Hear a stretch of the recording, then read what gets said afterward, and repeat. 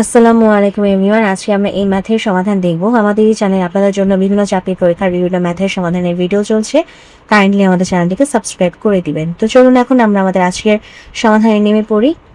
এখানে বলা আছে সরল সুদের হার কত হলে যে কোনো মূলধন 8 বছরের সুদে আসলে 3 গুণ হবে। এরকম যখন সুদে আসলে 3 গুণ 4 গুণ বা যত গুণই বলুক না কেন, আমাদের একটা শর্টকাট সূত্র আছে। হ্যাঁ, আমাদের একটা শর্টকাট সূত্র আছে। সেই শর্টকাট সূত্রটা কি? শর্টকাট সূত্রটা হচ্ছে এরকম যে সুদে আসলে যত গুণ, হ্যাঁ সুদে আসলে যত গুণ -1 ডিভাইডেড বাই আমাদের যেই মানে আমাদের যে ইয়াটা দেওয়া থাকবে, যে মানটা দেওয়া থাকবে, সেটা কিসের মান? এই যে বছরের মান, অর্থাৎ সময়। সময় সুদে আসলে যত গুণ -1 ডিভাইডেড বাই সময় গুণ 100% বা 100।